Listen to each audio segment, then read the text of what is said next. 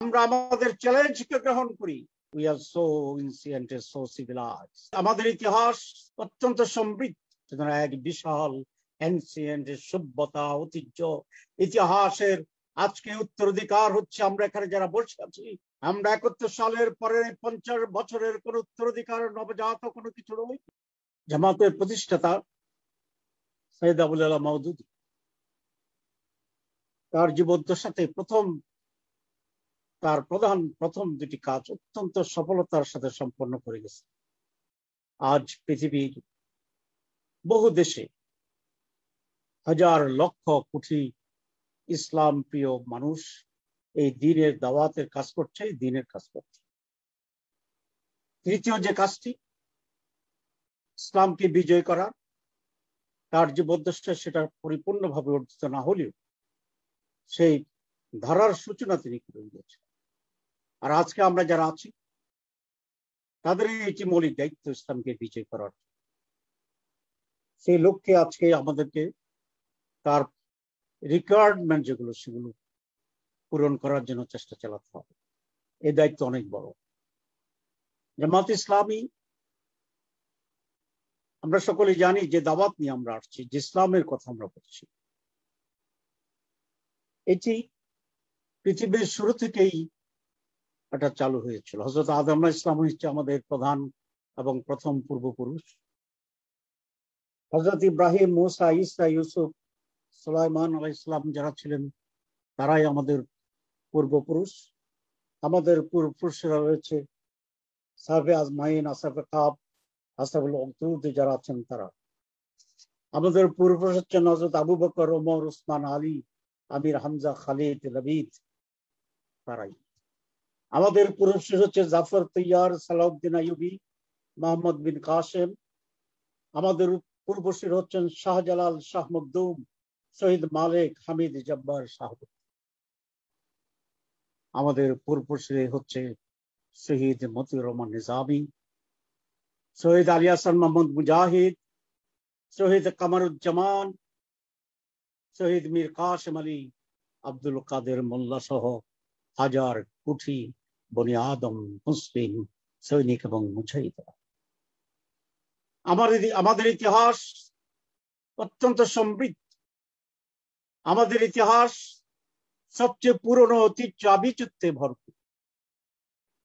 আমাদের পরিচয় মানব সভ্যতার শুরু থেকে যে পরিচয়, সেই পরিচয় সুতরাং এক বিশাল এনসিয়েন্ট সভ্যতা ঐতিহ্য ইতিহাসের আজকে উত্তরাধিকার হচ্ছে আমরা এখানে যারা বসে আছি তারাই। আমরা শুধু 20 শতকের উত্তরাধিকার নই। আমরা 71 সালের পরে 50 বছরের কোন উত্তরাধিকার নবজাত কোনো কিছু নই। We are so ancient and so civilized. এবং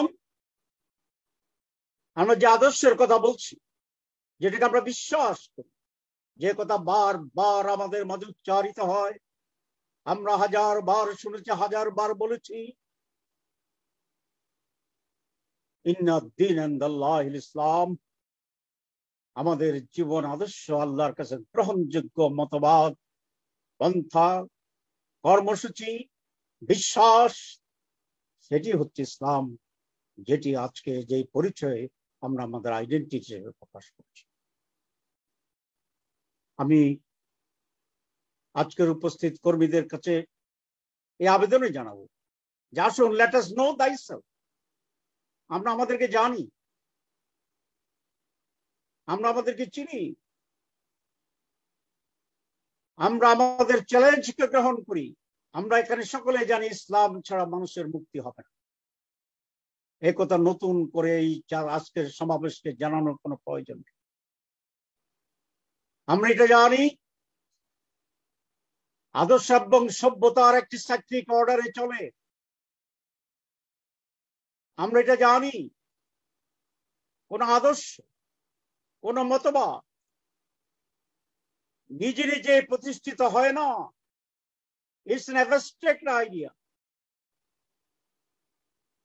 যারা মতাদর্শের অনুসারী, যারা মতাদর্শকে রিপ্রেজেন্ট করে, তাদের মাধ্যমেই আদর্শের পরিচিতি এবং স্টাবলিশমেন্ট নির্ভর করে। সূর্যের যেমনি রং 7টি রং খালি চোখে দেখা যায় না, প্রিজমের মাধ্যমে তার অপোজিটে 7টি রং প্রতিভাত হয়, তেমনি আদর্শ কি এটি প্রতিভাত হয় সে আদর্শের যারা ধারক, বাহক, কর্মী এবং প্রিজম। রাসূল আকরাম সাল্লাল্লাহু আলাইহি ওয়াসাল্লাম যখন ওহী পেয়ে কিছুটা হলেও ঘাবড়িয়ে ভীত সন্ত্রস্ত অবস্থায় তার পরিবারের কাছে এসেছিলেন, তার স্ত্রীর কাছে ছিলেন। তিনি নিজে তখনও কিছুটা শঙ্কিত, কিন্তু একজন মানুষ কোন ধরনের সন্দেহ না করে পরিষ্কার ভাবে বলে দিলেন, আপনি নবী। কেন? জিবরিল তো আল্লাহ রাসূলের কাছে এসেছিল, খাদিজার কাছে আসে। খাদিজার নবী বলেছিলেন কেন? দেখে বলেছিলেন? ইয়েস। বুঝে বলেছিলেন? ইয়েস। আল্লাহ রাসূলের সাথে একসাথে থেকে বলেছিলেন? ইয়েস। তার ভিতর বাহির জেনে বলেছিলেন? ইয়েস। আজকে যদি আমরা কেউ গিয়ে আমার স্ত্রীর কাছে, বোনের কাছে গিয়ে বলি যে আমার উপর ওহী নাজিল হয়েছে, আমি নবী, আমার ওয়াইফ কি বলবে? Yes, I believe on you. কিন্তু আল্লাহ রাসূলকে তার স্ত্রী বলেছে, হ্যাঁ আপনি নবী। কেন? এই জন্যই বলেছিলেন 4টি কথা, আরো বলেছিলেন মৌলিক 4টি কথা বলেছিলেন। এটা হচ্ছে আপনি ওয়াদা ভঙ্গ করেন না, আপনি মানুষের আমানত তার কাছে পৌঁছে দেন, আপনি দরিদ্র মানুষকে ফিরিয়ে দেন না, আপনি আত্মীয় স্বজনের খবর রাখেন।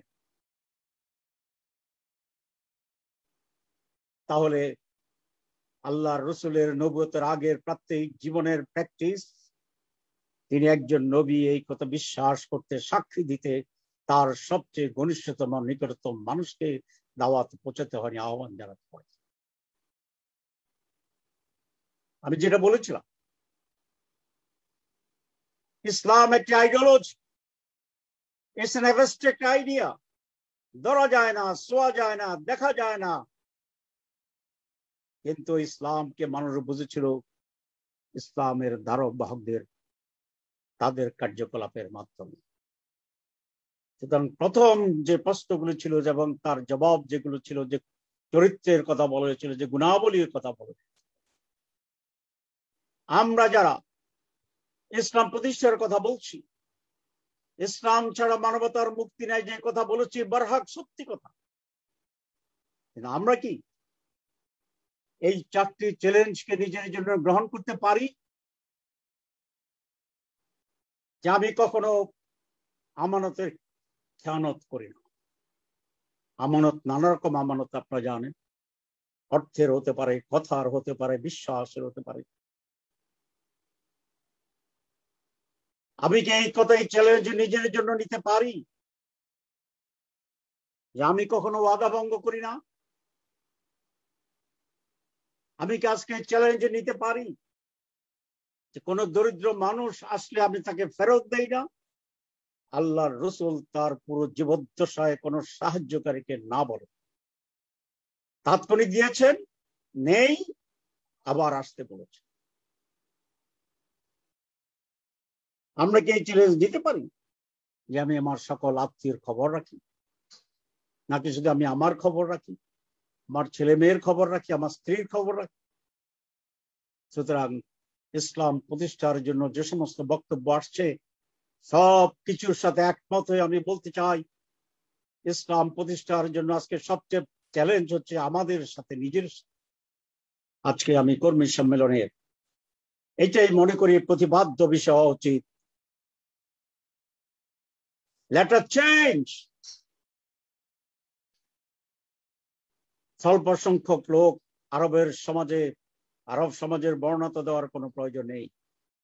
এরকম একটি অন্ধকারাচ্ছন্ন জাহিলিয়াত যাকে ইতিহাস সাক্ষ্য দিয়েছে, সেইখানে গুটি কতক মানুষের ইসলাম ধর্মের অনুশাসন শুরুর পর থেকেই মাত্র 23 বছরের ব্যবধানে একটি মহান আদর্শ প্রতিষ্ঠিত হয়েছে, যেটি সারা সময়ের জন্য, সমগ্র সৃষ্টির জন্য সর্বোত্তম সময় এবং সর্বোত্তম নমুনা, অনুকরণীয় আদর্শ। হাও 23 বছরে ইসলাম প্রতিষ্ঠা এক ধরনের সুন্নাহ, কারণ রসুলের জীবদ্দশায় 23 বছরিতে হয়েছে। হাও, কিভাবে? কারণ রসুল আকরাম সাল্লাল্লাহু আলাইহি ওয়াসাল্লাম তার নেতৃত্বে এমন কতিপয় সাহাবী কিংবা কর্মী কিংবা রোকন পেয়েছিলেন, যারা আল্লাহ রসুল থেকে যেটি ইসলামের অনুমোদিত শুনেছেন তাৎক্ষণিকভাবে মানুষ করেছে, আর যেটা অনুমোদিত হারাম বলা হয়েছে তাৎক্ষণিকভাবে প্রত্যাহার করেছেন। ইন নো টাইম ইংরেজিতে বলে, কোন সময় ক্ষেপণ ছাড়াই এটার বাস্তবায়ন করেছেন নিজের জীবনে এবং যেখানকার জন্য নির্দেশ সেখানে। আপনারা জানেন মদের আয়াত নাজিল হয়েছিল শুরুতে নয়, পরে যখন মদকে হারাম করা হয়েছে, কোন কোন সাহাবীর মুখের ভিতরে মদ ছিল, ফেলে দিয়েছে, অর্ধেক গিলে ফেলেছে, আঙ্গুল ঢুকিয়ে দিয়ে বমি করে দিয়েছে। মজুদ ছিল, সেই মজুদকে ধ্বংস করে দিয়েছে তাৎক্ষণিক। This is the spirit of a মুমিন টু ইসলামকে মানার ক্ষেত্রে। আমি আমাকে বলছি, I am the weakest man, সবচেয়ে দুর্বল মানুষ।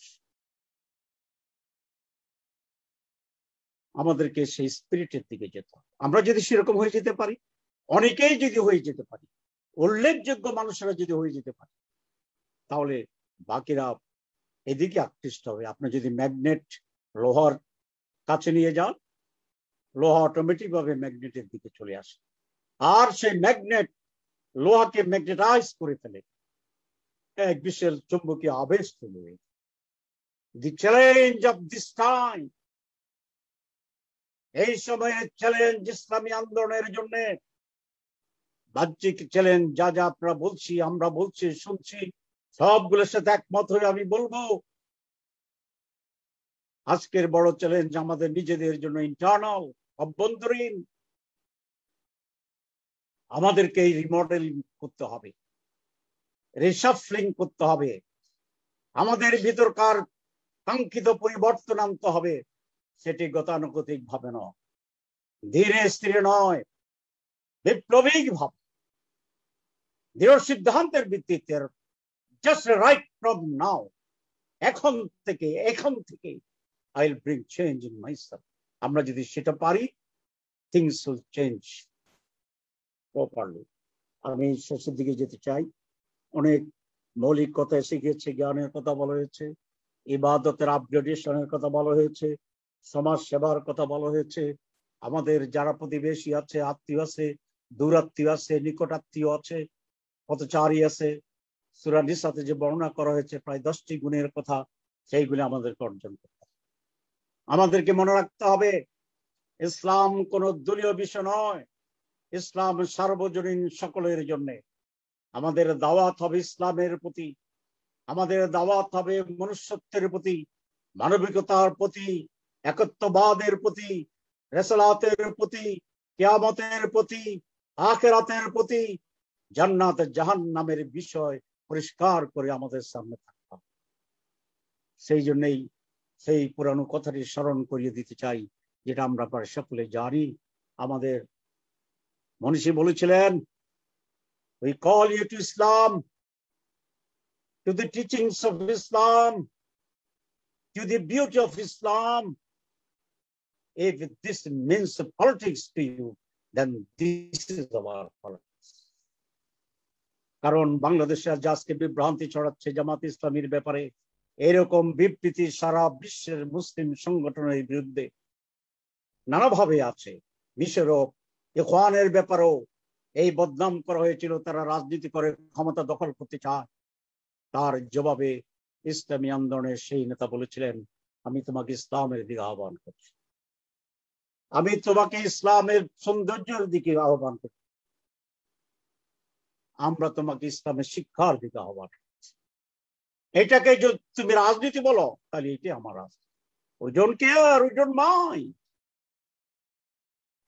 আজকেও এই সার্বজনীন আহ্বান নিয়ে নিজেদেরকে ম্যাগনেটে পরিণত করে ইসলামের একজন জীবন্ত প্রতিবি হিসাবে গড়ে তোলার আপ্রাণ চেষ্টা চালিয়ে আমরা এই সমাজকে ইসলামের আলোকে পরিবর্তনের জন্য অত্যন্ত দৃঢ়তার সাথে, দ্রুততার সাথে, ক্ষিপ্রতার সাথে এগিয়ে যাব। সমাজ ইনশাআল্লাহ আমাদের আহ্বানে সাড়া দেবে। বাংলাদেশের জমি অনেক পূর্ব। আপনি বিশ্বব্যাপী ইসলামী আন্দোলনের ইতিহাস দেখুন, আজকের অবস্থা দেখুন। একে ফিলিস্তিনে 1 ইঞ্চি জায়গা দখল করার জন্য তাদের জীবন দিতে হচ্ছে। আজকে উইগুরে শুধু ইসলামের ফরজ অনুশাসনের কিছু অংশ পালনের জন্য হাজার হাজারকে শহীদ হতে হচ্ছে, রক্ত দিতে হচ্ছে। আজকে কাশ্মীরের স্বাভাবিক ইসলামের কাজ পরিচালনার জন্য প্রতিদিন এই কারাগারের জিন্দানখানায় তাদেরকে আশ্রয় দিতে হচ্ছে। আজকে আমরা যদি মিন্দানাওয়ের কথা বলি, আমরা যদি পাত্তানিদের কথা বলি, আজকে যদি আলজেরিয়ার কথা বলি, তাহলে দেখা যাবে আমাদের চেয়ে অনেক কঠিন পরিস্থিতি মোকাবেলা করে ইসলামের ঝান্ডাকে তারা উড্ডীন করে রেখেছে। সেই জন্যই এই উর্বর বাংলাদেশে, সম্ভাবনাময় বাংলাদেশে, আগামীর ভবিষ্যৎ ইসলামের অনুকূলের এই বিশ্বে আমরা সেইভাবে নিজেদেরকে প্রস্তুত করে তুলি। কবি নজরুল জিলা বলেছিলেন, দুর্গম গিরি কান্তার মরু দুস্তর পারাপার, লঙ্ঘিতে হবে রাত্রি নিশীথে যাত্রীরা হুঁশিয়ার। এই যে রাতের অন্ধকারে উত্তাল তরঙ্গকে পার করে যারা হুঁশিয়ারের সাথে এগিয়ে যেতে হবে, তারাই হচ্ছে আজকের মুসলিম যুবকরা, তারাই হচ্ছে জামাত ইসলামের মধ্যে মধ্যে এই শার্দুলেরা, তারাই হচ্ছে আজকের কুমিল্লার কর্মী সম্মেলনে উপস্থিত আমার প্রাণপ্রিয় ভাইরা। আসুন আমরা সেই কথাই উচ্চারণ করি, কুল জাআল হাক্কা ওয়া জাহাকাল বাতিল ইন্নাল বাতিলা কানা জাহুকা। সত্য সমাগত হয়ে গেছে, মিথ্যা বদরিত, সত্যের বিজয় অবশ্যম্ভাবী, এটাই ইতিহাস বলে। স্বল্পের জন্য নানাভাবে অন্ধকার দেখা গেল, সূর্য আবার আকাশে উদিত হয়, উদিত হবে, এটাই সত্য, এটা আল্লাহর সৃষ্টির সুন্নাহ। ইনশাআল্লাহ সেদিন দূর নয়, এই বাংলাদেশেও সেই পরিবর্তন আসবে। ইতিমধ্যেই তো কিছুটা রাজনৈতিক পরিবর্তনের ইঙ্গিত আমরা পাচ্ছি। আল্লাহর পক্ষ থেকে সাহায্য আসলে, সিদ্ধান্ত হয়ে গেলে বাতিল মুহূর্তে খান খান করে ভেঙে যাবে ইনশাআল্লাহ। আল্লাহ আমাদেরকে দুনিয়া এবং আখিরাতে কল্যাণ দান করুক। রাব্বানা রাব্বানা রাব্বানা আতিনা ফিদ দুনিয়া হাসানাহ ওয়া ফিল আখিরাতি হাসানাহ ওয়া কিনা আযাবান নার ওয়াদখিলনাল জান্নাতা মা'আল আবরার ইয়া আজিজ ইয়া গফফার ইয়া রাব্বিল আলামিন। আসসালামু আলাইকুম ওয়া রাহমাতুল্লাহি ওয়া বারাকাতুহু।